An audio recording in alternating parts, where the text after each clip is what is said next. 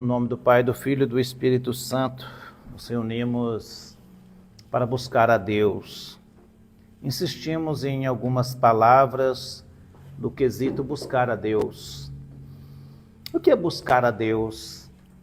Vamos ser simples? O que é buscar uma coisa, não é? Eu não sei buscar a Deus. O que é buscar uma coisa? Eu quero aprender sobre um instrumento musical. Hoje, com tantos recursos, vá na internet, digite lá no famoso Google ou outro e coloque instrumento musical. Veja qual instrumento que a pessoa quer, veja se tem um professor de música, um professor daquele instrumento, se tem um conservatório federal ou estadual, e a pessoa procura aquele assunto. Então, como procurar a Deus? Como buscar a Deus? Procurar com aqueles que também buscam a Deus, não é? E o Senhor não nos deixou vazios, o Senhor não nos deixou sós.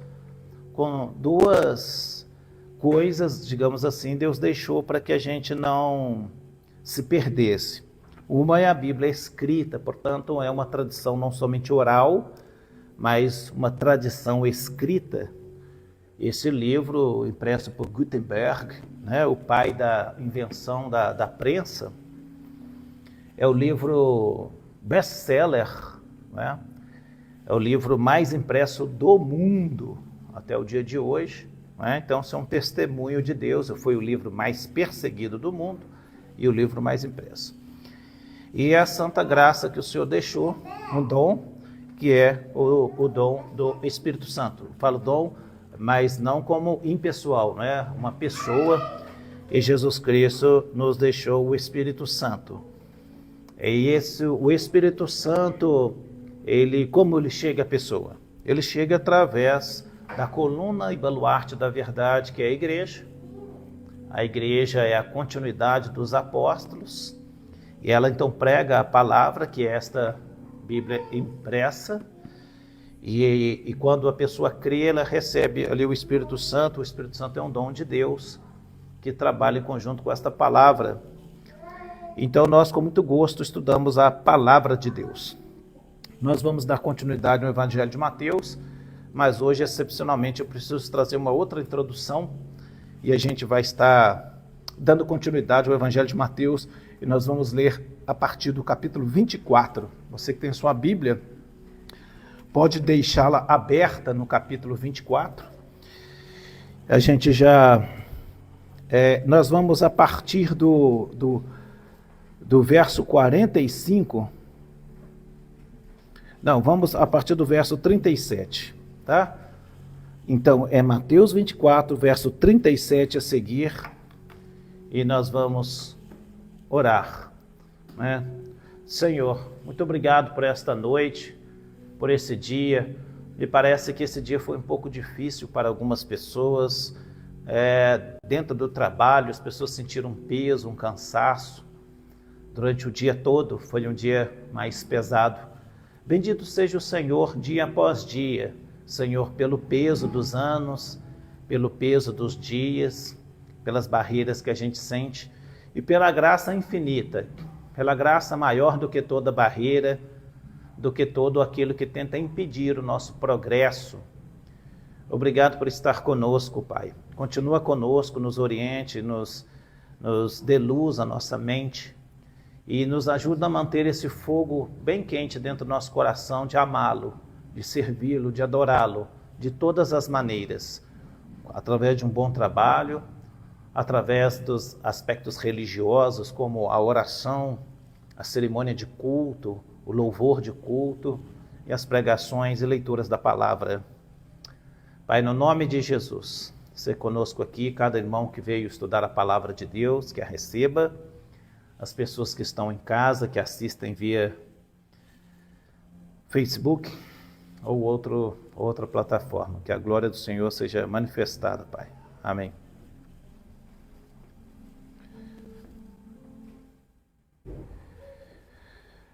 Eu gostaria de fazer uma introdução aqui, aquelas que eu chamo de introdução chata, mas necessária, que é o seguinte, é sobre o cristão e a política. neste caso, não é bem o cristão e a política, não. É a igreja, Cristo em casa e a política. E é diferente, né? Então, o que acontece? Nós tivemos agora a 33ª Marcha para Jesus. Marcha para Jesus. Quem aqui não sabe o que é Marcha para Jesus? A irmã não sabe, beleza, isso é normal, porque, né? Então, o que é Marcha para Jesus? Marcha para Jesus é um dia determinado, onde se reúnem 99% de cristãos evangélicos, e eles fazem uma marcha, literalmente uma marcha para Jesus. Uma marcha, e nessa marcha se contém inúmeros louvores, há uma pregação e a evangelização em massa. Né? Então, já participei, né, estando novo, eu lembro que eu falei que eu fominha de tocar, mas, pô, o que a gente queria tocar era a gente para tocar lá no trio elétrico, né? No carro lá, e se reunia na praça. Então, o que acontece? Essa última de 33ª, estou falando da cidade de São Paulo, reuniu-se apenas, um pouco o número de evangélicos, não foram tantos, foram apenas 2 milhões de pessoas. Né? 2 milhões. Quem participa lá? Fernanda Brum, Aline Barros, entre outros. Então, você vai ver inúmeros comentários no YouTube dizendo, sentando pau, né? Dizendo essa marcha é demoníaca, isso marcha não é de Deus. E tem um outro grupo, inclusive até na CNN, Globo e outros lugares, dizendo da ruptura bem clara entre evangélicos e o governo esquerdista, e o PT. O nosso presidente do país não foi à marcha, mandou uma nota, na nota ele, né, parabenizava, incentivava, dizendo que o Espírito Santo dirige a marcha, ele é o que outorgou a marcha para Jesus em 2014, 16, né, 2009, não sei. Então, em tempos idos, ele mesmo que tinha. Então, o que acontece? Então, eu vi pessoas dizendo assim, que do profundo erro da associação evangélica com a direita, com a extrema-direita, né? E então, agora, o presidente do país foi convidado? Sim ou não? Foi. Não foi por quê? É porque não quis. Não foi porque não quis, até todo mundo comentou isso, que ele não quis. Aí ele alegou, né? Alegou ter compromissos, mas um compromisso desse. E naquele dia, então, por quê? Quem que é o cabeça de tudo? O apóstolo Estevão Hernandes, né? Envolvido em problemas de dinheiro, envolvidos com a teologia da prosperidade, coisas que a gente abomina, né? Bom, a bispa é Sônia Hernandes, tal, série de coisas assim. Então, o que acontece, gente? O que eu quero dizer para a igreja? A igreja Cristo em Casa, vocês já viram inúmeras vezes criticando e rechaçando o que se chama esquerdismo. Mas a igreja Cristo em Casa não tem partido político. Não somos nem de esquerda e nem de direita. Nós entendemos as Escrituras, Romanos 13 diz para a gente estar sujeito às autoridades, desde que elas não façam pecar. Por que eu sou 100% contra socialismo e comunismo? Por quê? Por que eu sou contra pautas esquerdistas? Não por causa de mim como pessoa, porque eu estou falando na igreja. Por causa daquilo que é contra Deus. Exemplo, o aborto. Então a sanção de aborto é contra a Bíblia Sagrada, é contra o catolicismo que abomina isso, é contra a igreja evangélica que abomina isso, é contra a Bíblia Sagrada. Por isso somos contra. Se isso tivesse sancionado pela direita, a gente também ia rechaçar a direita. Então não é que a gente aqui tenha esse ou aquele lado. O que é comunismo? Então o comunismo, cujo pai do comunismo, o essencial é Karl Marx, é um demônio, né? Contra Deus. Então, olha só por que o socialismo, por que o capitalismo é imensamente bom. Eu vou te explicar por que o capitalismo é muito bom, ao contrário do socialismo e comunismo. Deixa eu te explicar. Você tem 2 poderes no mundo, 2 poderes no Brasil. O poder empresarial, que o capitalismo, e o poder governamental. Se o governo te persegue, você foge para quem? Você foge para o empresário. Você pede ajuda às empresas. Tá? Se a empresa te ferra, te prejudica, você pede ajuda ao governo. E no sistema comunista? O sistema comunista você não tem direito de nada. Tudo está concentrado. O poder econômico, a empresa e o poder político está na mão dele. Aí, como você sabe disso? É só você olhar os países que são assim. Coreia do Norte, uma China. Então você vai pegar um país que é comunista, eles mandam em tudo, ele manda na sua religião, ele manda no seu carro. Só que isso está acontecendo nesse país. Por quê? Porque se votaram em pessoas como Dilma e como Lula, que são esquerdistas e são comunistas. E isso está fazendo mal para o nosso país. Então, por que a Igreja Cristo em Casa está se pronunciando? Por que eu estou pronunciando? Para mostrar para você assim, estudando com eruditos, tá? Com gente da alta. Então, eu sou muito fraco nisso, mas estudo com gente altíssima, inteligente, para poder falar o que eu estou falando. Bom, o que o comunismo faz? O que Karl Marx, no seu livro, tem os livros dele, o que ele ensina? Ele ensina assim, não faz isso de uma vez, não. Não tira de uma vez, não, tira aos poucos. Isso de tirar direito aos poucos é uma coisa que o diabo faz, para poder, é tipo o sapo cozinhado na panela. Todo mundo conhece a história do sapo cozinhado na panela? Conhece não, Gia? Porque a pessoa nova não sabe. Diz o seguinte, que se você colocar uma panela de água quente e o sapo pular ali, ele pula naquela água e sai correndo, porque está muito quente. Agora coloca o sapo vivo lá dentro, uma água fria, ele está ali, e coloca isso no fogo, você cozinha ele não sai. Esse princípio que eu estou te falando vem lá do Egito. O povo de Deus estava lá no Egito, não estava? E vai tirando direito, até ele virar escravo. O que está acontecendo com esse país, senhora? Isso está escrito nos escritos de Karl Marx. Escrito o quê? Faz o seguinte, tira aos poucos o direito. Como? Ué, tem jeito de ter carro, senhoras e senhores? Porque você, para ter um carro, você vai pagar 2.000 de IPVA. Vai chegar uma hora, daqui a não sei quantos anos, você vai pagar 5.000 de IPVA. Depois você vai pagar 10.000. Quanto que é o seu carro, Giovanni? Ué, meu carro custa 10.000. E quando você paga de IPVA 10.000? Observa que não é seu, é do governo.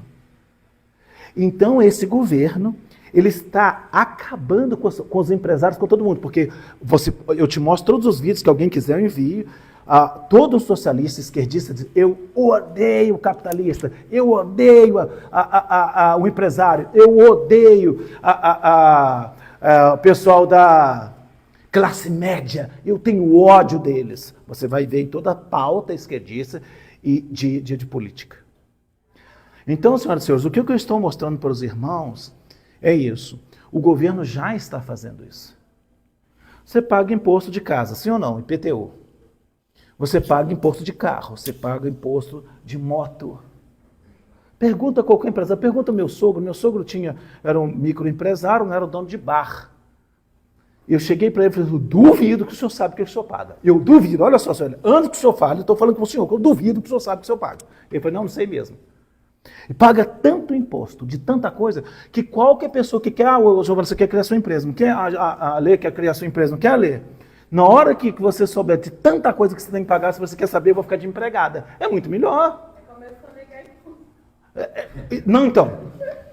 Por isso o brasileiro vai ficando cada vez malandro com a maneira de sonegar o imposto para ele tentar, porque ele não consegue, nenhum empresário consegue pagar os serviços. Porque se ele for fazê-lo, o governo... Olha só, gente, eu mexi muito com esse negócio de inventário, pelo menos 4 inventários. Morreu meu sogro, morreu minha sogra, morreu meu pai, morreu minha mãe. E mexi com transferência de carro. Se eu for vender, imagina que eu vou vender um carro para o Rodrigo.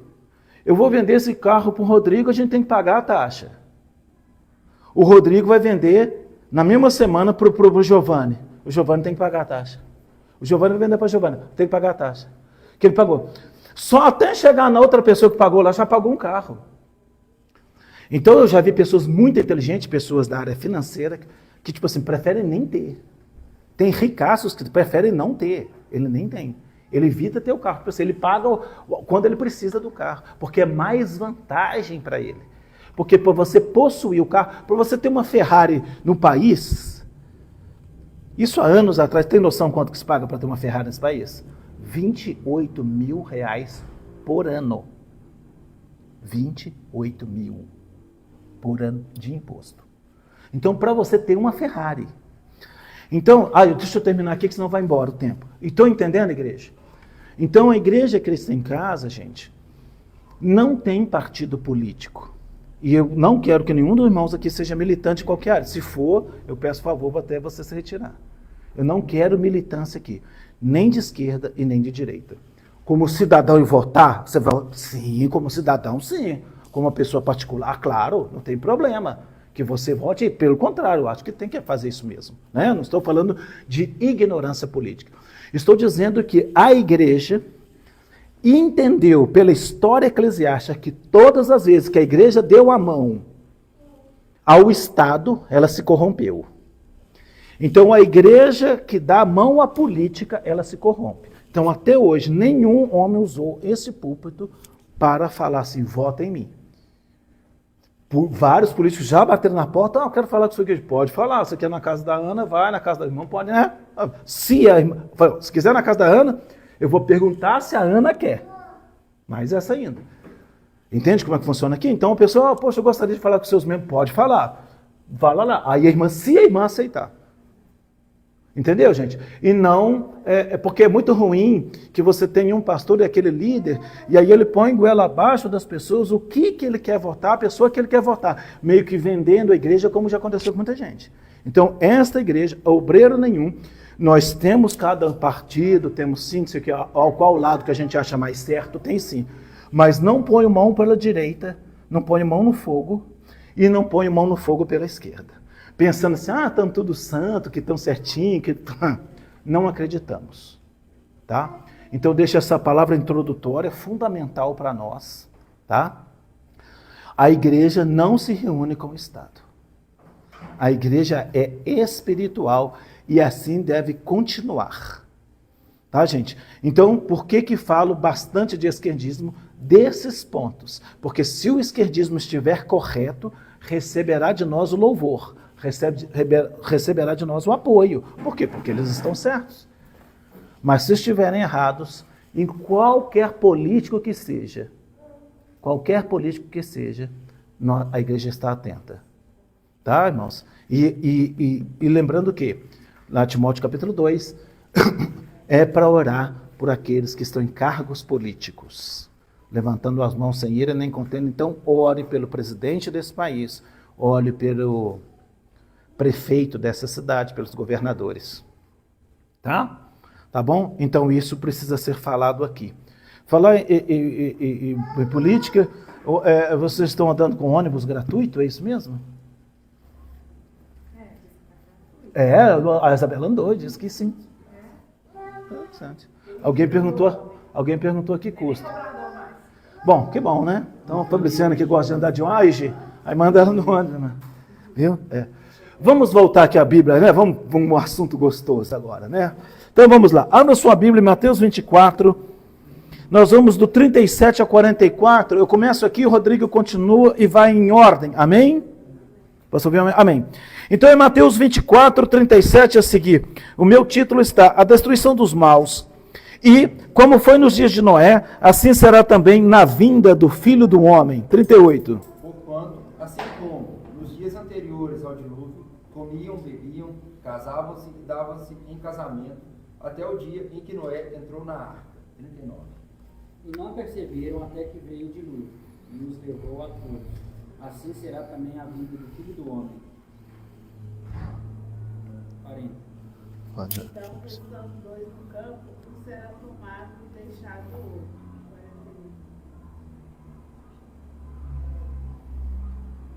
41. Duas mulheres estarão trabalhando num moinho, uma será levada e a outra deixada. 42. Vigiai, pois, porque não sabeis a que hora há de vir o vosso Senhor. 43. Contudo, entendei isto: se o proprietário de uma casa soubesse que a hora viria o ladrão, se colocaria em sentinela e não permitiria que a sua residência fosse violada.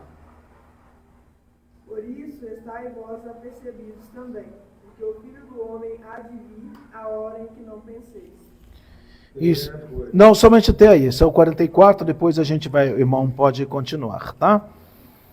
Então vamos aos comentários. Então presta atenção, depois lê em casa, tá, gente? Então vamos lá, gente. Mateus 24 é sermão escatológico. Mateus 24 é sermão sobre o fim do mundo. O que é escatologia? Fim do mundo. Estudo sobre o fim do mundo. Então Jesus está falando do fim do mundo, Jesus está falando de sua vinda, ou a sua segunda vinda. Ele veio uma vez, virá outra vez. Ele está falando sobre isso.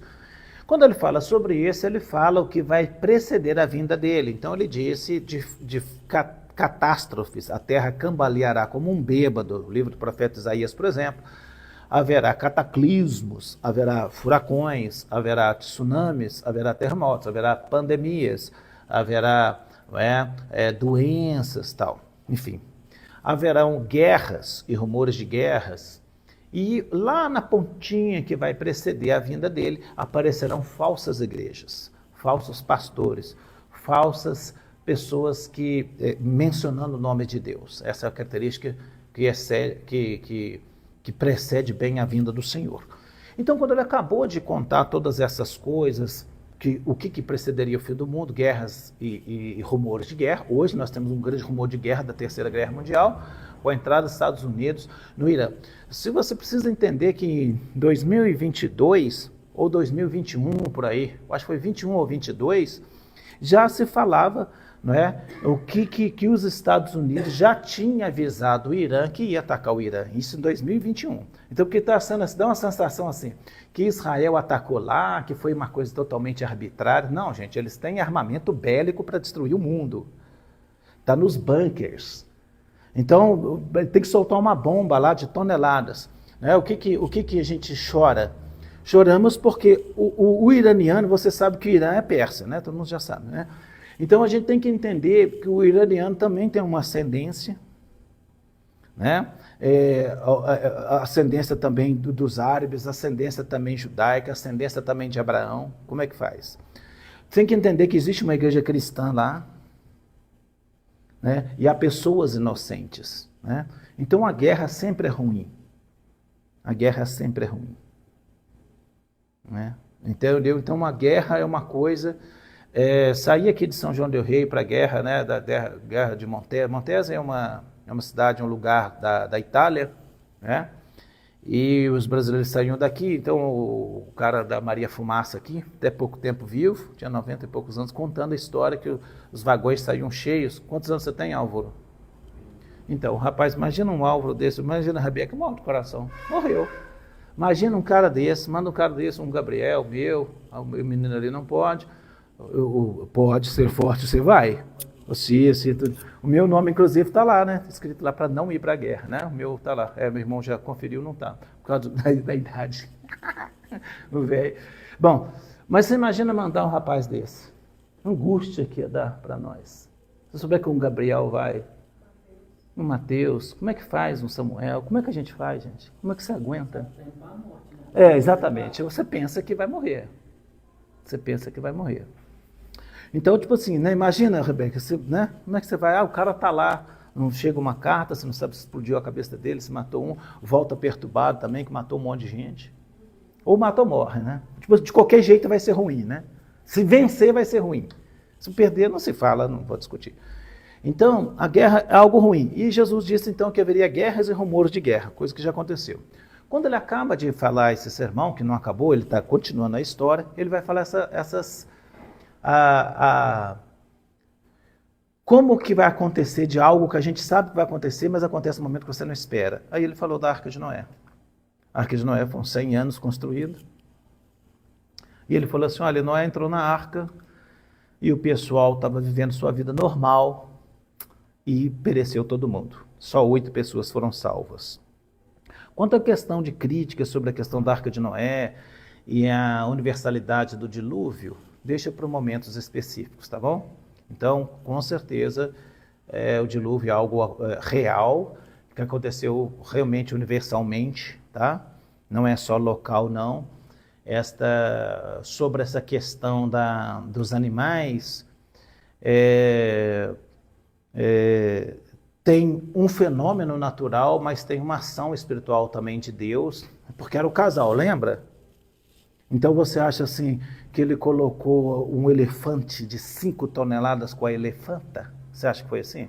Então, porque para mim, para os cientistas, não exatamente para mim, um leão, um tigre de bengala de 450 quilos, ué, é claro que eles colocam no filhotes, né? Claro que pegou filhote, ué, né? Isso é uma coisa lógica. E dos panterinos, irmãos, de um animal lá, de um panterino, saem todas as outras, né? Aí tipo uma espécie assim, não é de evolução não, mas de adaptação, tá? E aí tem assim explicações quanto a essa questão, tamanho de arca, tal. Bom, a Bíblia é um livro de fé, não é? É um livro de fé, não é? E Jesus falou então, o que ele está enfatizando aqui? Que realmente ele vai vir e as pessoas vão estar casando e dando em casamento e vão ser pegas de surpresa. Qual que é o mandamento do Senhor, então? Ele falou com vigiar. O que é vigiar, irmãos? A vigilância é este abastecer, digamos assim, de nossa fé. Você precisa estar indo ao culto. Irmãos, eu tenho conhecido pessoas na igreja, filhos de pastor, filhas de pastor, e que estão fazendo concessões a dia após dia. E eu ouvi, por esses dias, eu vi alguém me dizendo alguma coisa aí por aí, um passarinho cantou, de pessoas que querem fazer um casamento e colocar música do mundo. Isso é uma reprovação que você não faz ideia o que isso para mim é. Essa ofensa, isso é uma ofensa, assim, é uma coisa reprovável. Você vai colocar uma coisa de origem que não adora a Deus no seu cerimonial de casamento? Então, irmãos, assim, o casamento deve ser uma coisa assim honrada por Deus. Eu que o Deus está fazendo 25 anos de casado agora. Quem entrou pequenininha, bebê, criança, lá ali, a menina lá, ali, entrou bebê. Agora a gente vai fazer 25 anos e ela vai entrar lá também. Não, você não, vai entrar a filha dela. É o seu filho, meu filho, sua filha, meu chapa. E a Manu que vai entrar. E a idade que a Manu está hoje era a idade que a Lê estava. Poxa, tudo... Gente, você tem que ter uma entrada de Bíblia honrando ao Senhor. Você tem que ter uma entrada de Bíblia, honramos a Bíblia. Você tem que ter uma pregação do Evangelho no dia do casamento. Alguém perguntou, eu estava fazendo um casamento, quanto tempo gasta, pastor? Eu falei, de pregação mesmo? Duvido exceder 15 minutos, certo? Ou você vai pregar 2 horas? Está pregando no congresso, irmão? O meu acho que não deu 1 hora mesmo, completa. Então, o casamento de Giovanni que também foi aqui, né? Então, quer dizer, o casamento, certas partes são mais curtas, você tem uma palavra mais curta, você tem menos louvores e tal, mas tudo tem que honrar o nome de Deus. Então, pessoas que, nascidas na igreja, e aí estão fazendo concessões, A Bruna Carla foi convidada para cantar num casamento de gays, ela disse, eu não posso. Amiga das pessoas, a gente pode ser amigo das pessoas, não canto, porque está ferindo a minha fé. Bruna Carla também disse, o Rodrigo que foi aqui, você leu no livro lá, ela não aceita música que não seja cristão, porque o pessoal está pegando qualquer pessoa, Então, gente, a nossa vida tem que ser para a glória de Deus, tá? Então, como estar preparado para a vinda do Senhor? Onde todas as coisas são feitas para a glória de Deus. Então, um exemplo prático e rápido. O sapateiro perguntou, Martinho Lutero, o que eu faço para agradar a Deus? Então, o sapateiro pensou assim, nossa, ele vai mandar eu ler a Bíblia, jejuar e ir para a igreja sempre. Aí Martinho Lutero falou assim, olha, seja o melhor sapateiro que você possa ser. Faça o melhor sapato, no melhor preço, no melhor acabamento, e você vai glorificar a Deus com a sua vida. Olha que interessante, seja honesto na venda dos seus sapatos. Então, quer dizer que, como que a Bíblia diz que tudo é vosso e vós de Deus. Ele diz Paulo, Apolo, tem Coríntios, né? Paulo, Apolo, tem mais um Pedro, Cefas, são de vocês, vocês são de Cristo e Cristo são de Deus. De maneira que tudo é vosso. Qualquer coisa que fazeis, fazei para glorificar a Deus. Numa cerimônia de casamento, num culto, posso colocar uma música mundana? Devo ouvir músicas mundanas? Devo dar likes em música mundana? Não é? Então, gente, o que a gente fizer, a gente tem que fazer para a glória de Deus. Não é? Se eu lavo o carro, eu sou faxineiro, então se eu fizer uma boa faxina, eu glorifico a Deus. Então, o glorificar a Deus não está naquilo que a pessoa está fazendo. Porque pode ser o pastor. Então, o pastor, no sentido que eu estou falando, o pastor e o evangelista, não tem nenhuma vantagem a respeito do lixeiro. Porque se o lixeiro for muito bom, ele vai glorificar a Deus com aquilo que ele faz. E a Bíblia diz, insiste, dizendo que cada um receberá conforme o que fizer. Não é? Claro que tem um chamamento, e esse julgamento cabe a Deus daquilo que alguém faz para o Senhor. Não é? Imagina um médico porco, um médico que faz mal feito, um médico que não sabe o que está fazendo, imagina. O que a gente faz com um médico desse? E o que você faz com um pastor desse que não sabe o que está falando? Um pregador que não sabe o que está falando, né? Então, de que maneira a gente vigia? A gente vigia fazendo coisas para a nossa fé, sempre tendo um devocional, 2, 3, 4, como diz as Escrituras, né? 7 vezes no dia te louvo. Daniel tinha 3 vezes que ele adorava o Senhor. E esta é a manutenção da fé.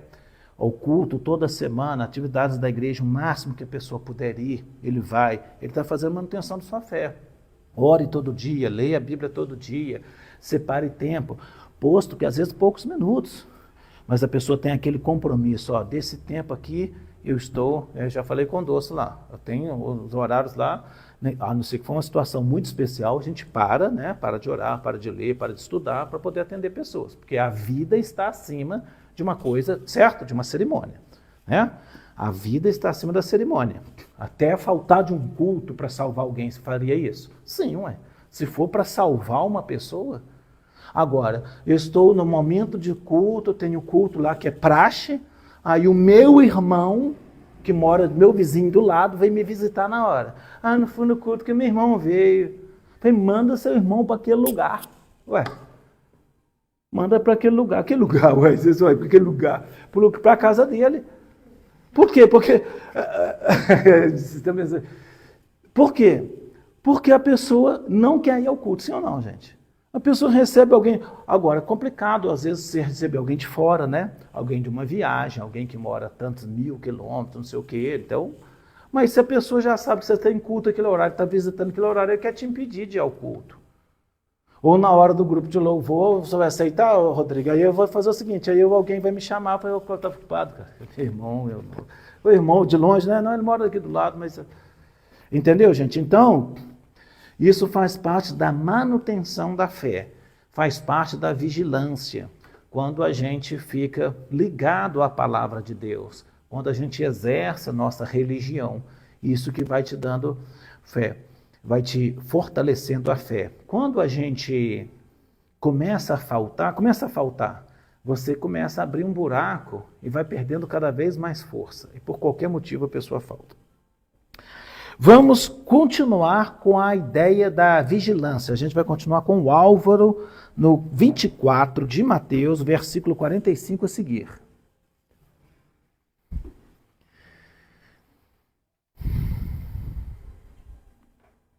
Pode ler. Primeira coisa, você é um fiel prudente, a quem seu Senhor fez governante sobre sua casa, para dar sustento na devida estação? Feliz o servo que se o Senhor encontra fazendo assim quando for. Com certeza, o lugar que o Senhor confiará ao seu servo todos os seus bens. Vai voltar aqui em mim? Tá, obrigado. Porém, se aquele servo for mau, e disser em seu coração, meu senhor se demora para a sua vinda, e começar a espancar os seus conservos, e a comer e beber com os ébrios. Sim. Virá o Senhor daquele servo num dia em que o não espera e a hora em que ele não sabe. E cortá-lo-á pelo meio, e destinará a sua parte com os hipócritas. Ali haverá pranto e ranger de dentes. Isso, somente até aí o 25 a gente vai ler daqui a pouco. Bom, então o comentário. De novo, então, Jesus falou de uma maneira genérica, dizendo assim, você lembra no tempo de Noé? Então, você lembra no tempo de Noé? Gente, é uma característica do cristianismo a exclusividade. E isso afeta muito o mundo não pode aceitar isso, do tipo assim, toda religião é boa. Não. A salvação só está na arca. Se estiver fora da arca, está condenado, tá? Ponto. E aí Jesus vai trazer agora uma parábola, e ele falando assim sobre o serviço e a obrigação cristã. Então ele está tratando aqui das obrigações cristãs. E ele fala assim, não, Deus está demorando, Deus não vai cobrar isso. Não, depois eu me conserto, no final da vida eu sirvo a Deus. Ele está dizendo que Deus vai chegar, que Jesus vai voltar, que ele iria voltar, e que de fato ele vai pegar de surpresa essas pessoas e que ele vai condenar essas pessoas. Uma característica que o mundo hoje não aceita é uma coisa chamada condenação. Irmãos, o inferno é real, tá? O inferno é um lugar. O inferno não é, a gente fala reino do inferno, o inferno não é um reino, o inferno é uma prisão, Satanás não é rei do inferno, Satanás não governa o inferno, tá? O inferno é um lugar, o inferno não é um estado, droga de vida, o inferno, não. O inferno é um lugar, assim como o céu é um lugar. Tá? É um lugar literal. Bom, tá? Então os maus serão lançados lá, e o inferno não é o destino final dos maus. Você aprendeu isso no Apocalipse, falando de segunda morte, não é? Apocalipse 20, verso 15. E todo aquele que não foi achado escrito no livro da vida foi lançado no lago de fogo. Onde está escrito isso mais? Apocalipse 21, verso 8 tal, e outras passagens. Então, dizendo então que eles vão ser lançados. Irmãos, há uma punição, há uma condenação para os maus. A ideia de salvação, a universalidade de salvação, Jesus morreu por todos e todos são salvos, é absurda, é maligna, é mentirosa. Tá? E essa é uma teologia que a pessoa vai falar assim, essa teologia arminiana, que não é arminiana, é teologia bíblica. A Bíblia fala que há condições para entrar no reino de Deus.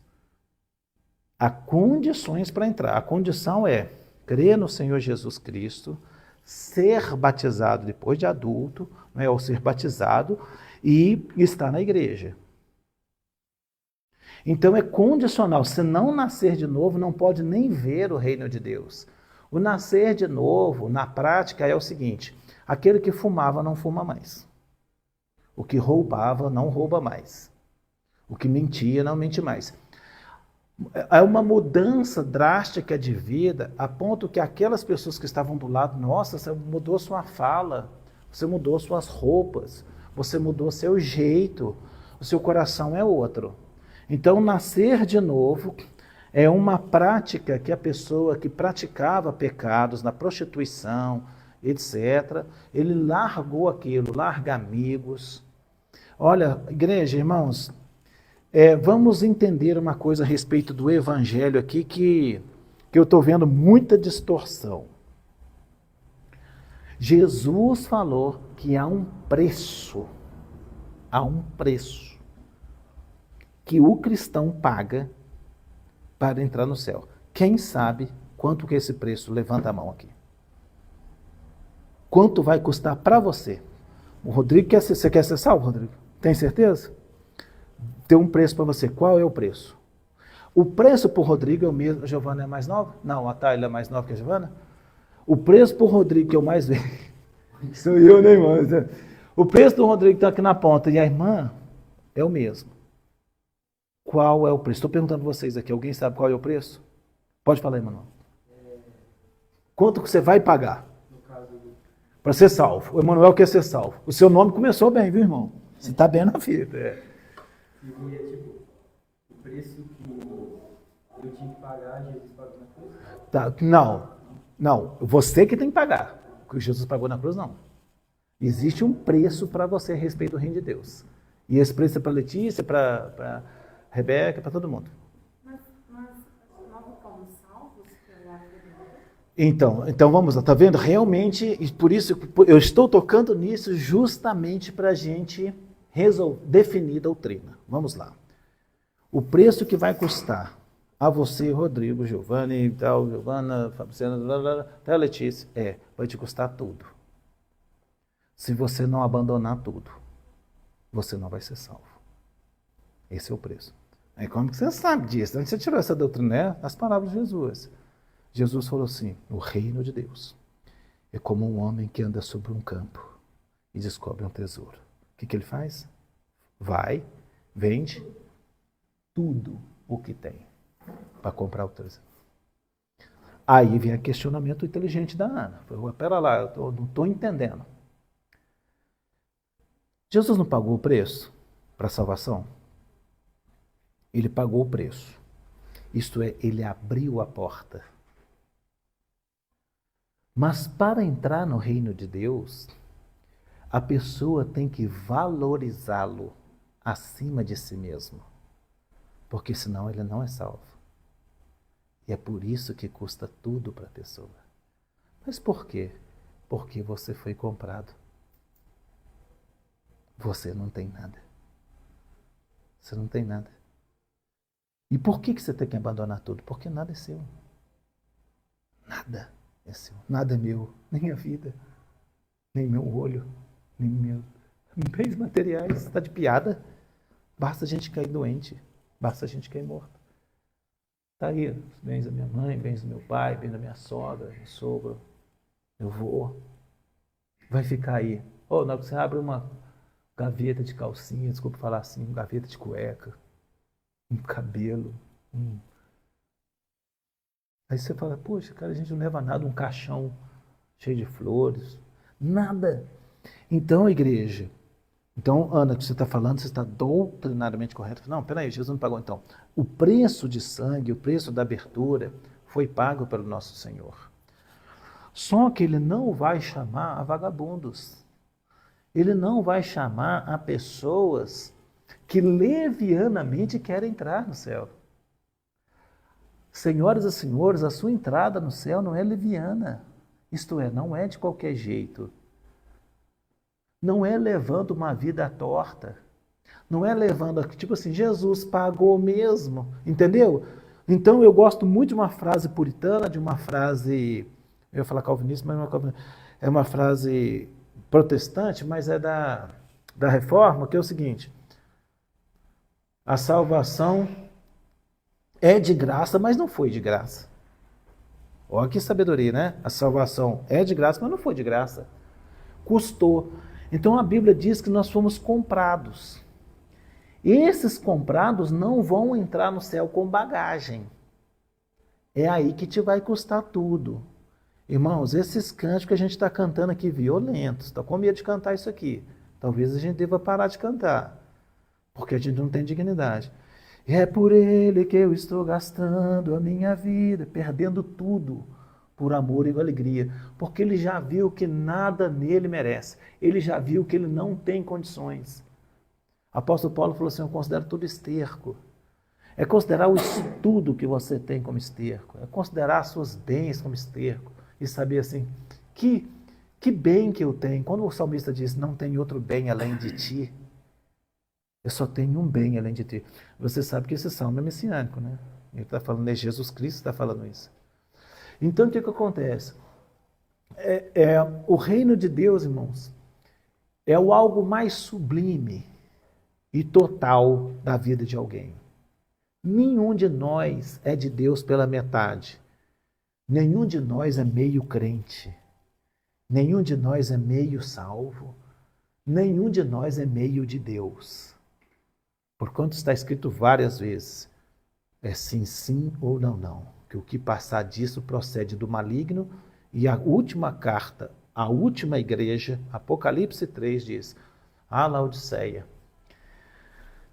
você não é fria e nem quente. Oxalá fosse fria ou quente para você definir sua vida, mas eu vomitar-te-ei da minha boca.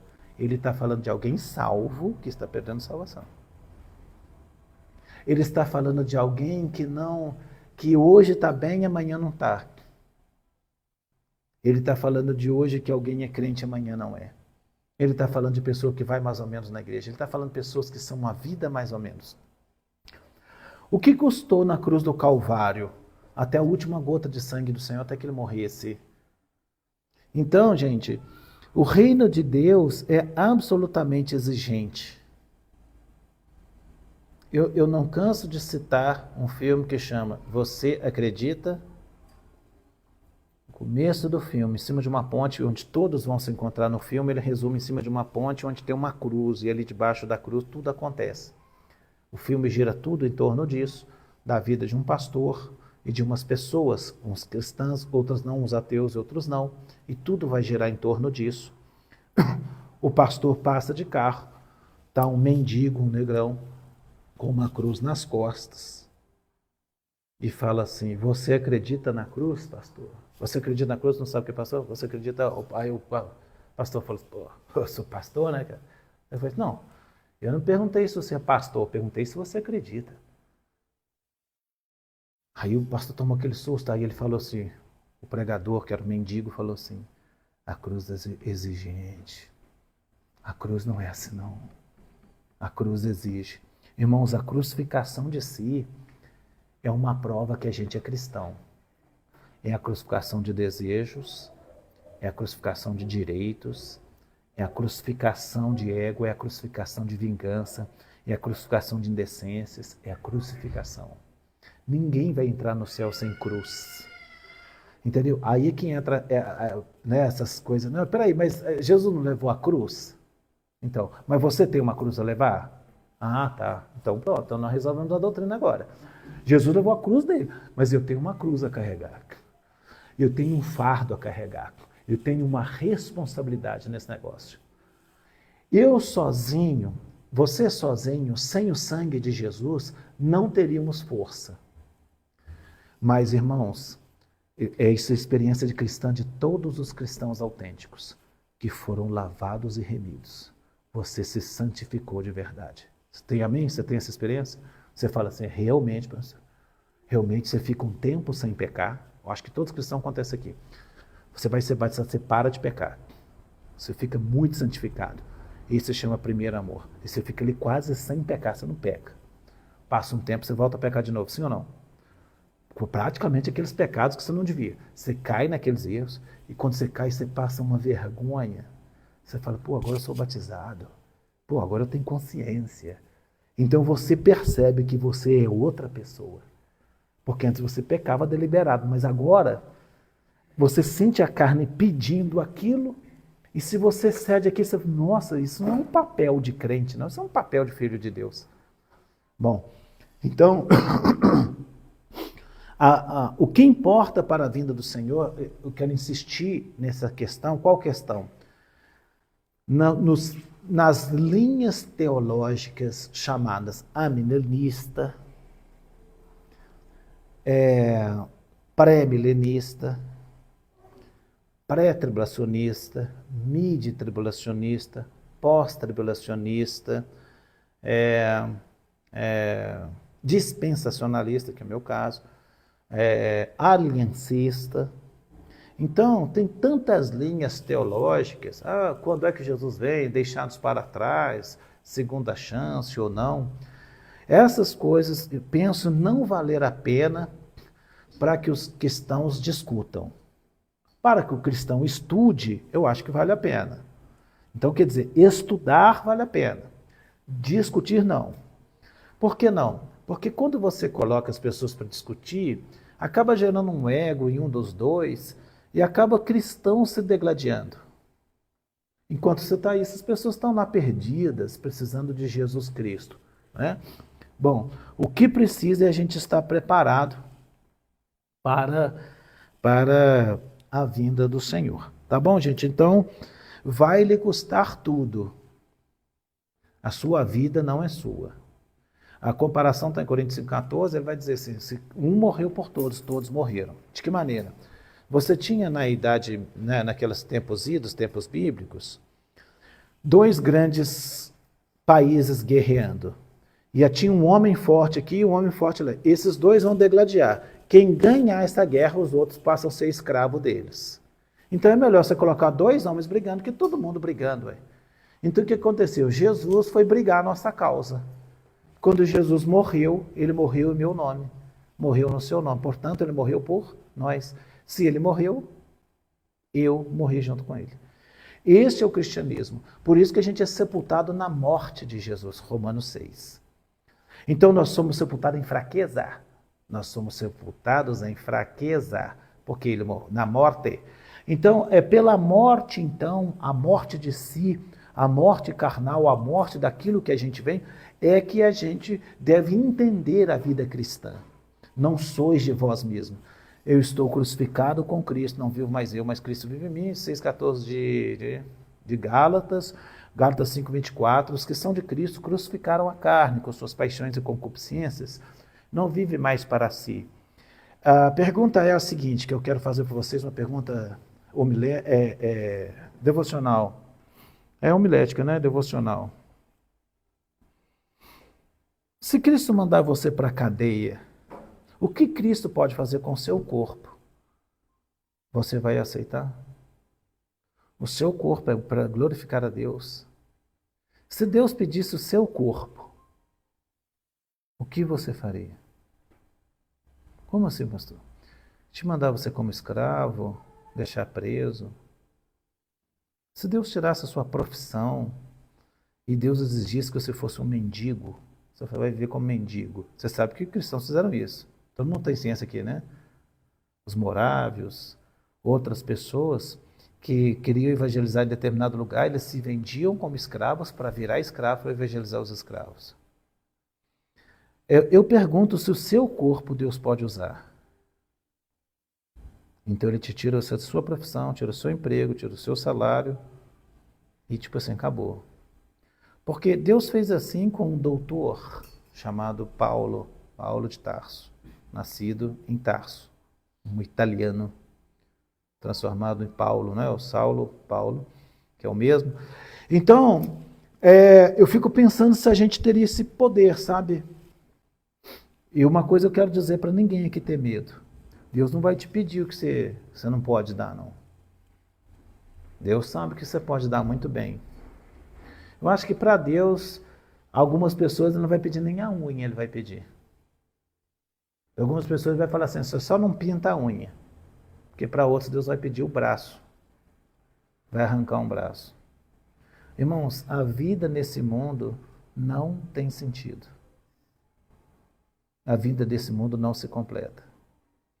E eu fico pensando se nós vivemos para Deus. Sabe, eu acho que uma grande tentação que tem, eu nunca tinha experimentado essa tentação quando eu me converti. Pelo menos até, vou dizer até antes de ser pastor, por uns 30 anos. É bem agora mais velho, só que eu estou sentindo isso. Sabe qual é a tentação? É o profundo prazer que eu tenho na igreja. A igreja me traz para estudar a Bíblia, pegar um instrumento ali para gastar horas e gastar a minha vida, é um prazer. Olha que tentação. Vai, como tentação? Ué, eu tenho prazer nisso. Véio. Eu tenho prazer de estar orando. Eu oro para a igreja todo dia sem faltar um. Com cada um de vocês eu oro específico. Todo mundo está aqui. Ó. Não tem um que eu não oro. Por dia.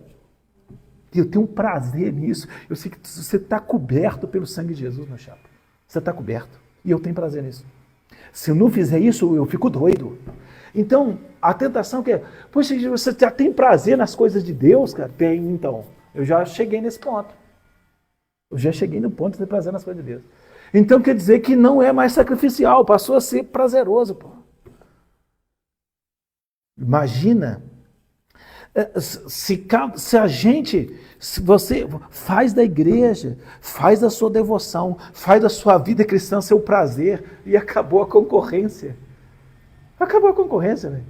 Porque eu não posso perder isso. Então, quando eu tenho uma tentação lá, mas eu penso na igreja, é tipo assim, aparece eu sou casado. Vocês não sabem, eu sou casado, né? Minha esposa é ciumenta, viu? Fala para vocês. Aí eu sou casado. Aparecem 1000 mulheres lá, se elas me tentarem, eu tenho que pensar assim, poxa, vou perder minha esposa? Então, o que me dá força de não cair lá? Porque eu tenho alguém para zelar, que senão eu vou perder aquela que eu quero. Então, entenda o cristianismo, irmãos, como o cristianismo não é um conjunto de doutrinas. O cristianismo não é um conjunto de regras. E o cristianismo não é um conjunto de cerimônia. O cristianismo não é vir à igreja. O cristianismo não é cantar em grupo de louvor. O cristianismo é ser cristão. É ser Cristo. O cristianismo, eu falei assim, eu sou um filho de Deus a serviço de Deus. Senhor, nem sei o que o Senhor quer de mim, nem sei o que o Senhor vai exigir de mim, mas eu quero dar meu corpo ao Senhor. Temos crente aqui? Todo mundo aqui já fez isso? Eu vou orar com você agora, a gente já vai terminar, né? Você bem ser fiel no seu horário aí. Todo mundo aqui já fez isso, irmãos? Se você não fez, eu vou orar em 3 minutos. Para que você não seja leviano, não. Como assim leviano? Senhor, toma aqui minha vida. Não, para de conversa fiada. Se você acha que não tem condições, você fala, Senhor, eu não atingi esse negócio. E eu estou falando isso aqui, pelo menos na área do sentimento, da minha percepção, tá? Porque, tipo assim, se Deus me provar amanhã, tipo assim, você não tem tanto prazer assim. Senhor, eu até pensei que era, mas estou me enganando. É ou não é? A gente pensa ter uma devoção maior, porque Pedro falou o quê? Ainda que todos te neguem, eu nunca te negarei. É, Pedro? Hoje mesmo, antes que o galo cante, você me negará 3 vezes. Antes que o galo cante 2 vezes. Então, às vezes a gente pensa preparado e pensa que está muito devocional e tal, né? Às vezes eu me sinto bem preparado, assim, me sinto forte espiritualmente. Aí eu estou naquela força, eu estou na força da oração. E às vezes eu estou naquele período de oração e estou orando assim, sentindo fraco. Às vezes eu me sinto fraco. Mas se você se sente fraco na oração, deixa de cumprir? Não deixa de cumprir, mas eu sinto fraco. Eu queria sentir aquele poder, aquele fogo, assim. Eu queria sentir aquele negócio aí. Nem sempre é assim, de chorar, de desmanchar no chão. É como um grupo de louvor, né? Você está ali, você sente aquele, dá vontade de não parar. Vamos orar. Senhor, nós temos esperado a vinda do Senhor. Um dos propósitos principais da igreja hoje é esperar que o Senhor volte, a volta de nosso Senhor e Salvador, o noivo, aquele que vem saltando pelos montes, como o gamo, o filho da gazela. Senhor, meu Pai, nós queremos entender o cristianismo. Não queremos entender como intelectuais e pessoas estudantes. Nós queremos entender como alguém que está dentro da água, não como alguém que estuda a água. E eu oro, Senhor, para que a gente seja cristão. E meu desejo maior é ser cristão.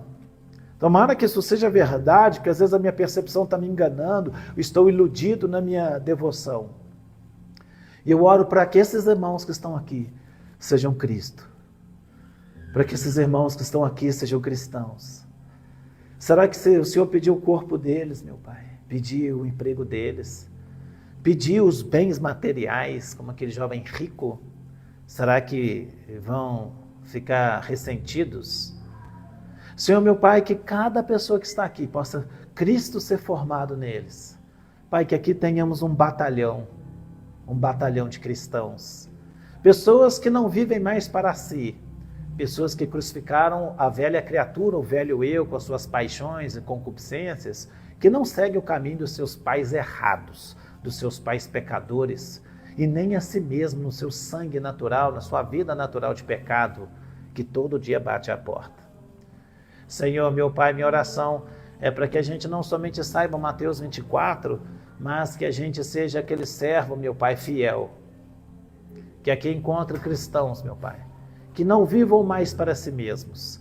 E esses que ainda não têm um chamamento ali ministerial, que possam ser o melhor carpinteiro, o melhor pedreiro, o melhor médico, o melhor mecânico, o melhor lixeiro, a melhor faxineira, a melhor empresária. Senhor, meu Pai, que sejam cada irmão aqui a melhor mãe, a melhor filha, o melhor filho, o melhor marido, o melhor pai. Pessoas que glorificam a Deus com um serviço, que glorificam a Deus com a vida, que glorificam a Deus com a humildade, que glorificam a Deus em servi-lo. Estar num grupo de louvor, Senhor, e cantar o máximo que pode, como brilhantes, como pedras preciosas. Oh, meu Deus. Ah, Santo de Israel, o Senhor me mostra. Ah, Deus. Pessoas que têm um coração maravilhoso, como diamantes por dentro. E que estão num grande processo. Tem alguns que estão resistindo um pouquinho o processo de Deus, que é alcançar, por assim dizer, esse brilho lá dentro, sabe? Está meio cascudo ainda. Tem Deus está trabalhando, pessoas aqui. Deus está trabalhando. Há pessoas que ainda, tipo assim, ainda está meio duro, tem medo de Deus mexer lá dentro. Ah, tem pessoas que têm medo. Olha, irmãos, Deus é um médico maravilhoso. Ele fez dormir Adão e tirou Eva. Deus tira o melhor de nós. Pai, que assim seja abençoada essa igreja, esses irmãos, aqueles que estão também assistindo pelo vídeo, em nome de Jesus, que todos sejam abençoados, em nome do Pai, do Filho e do Espírito Santo. Amém.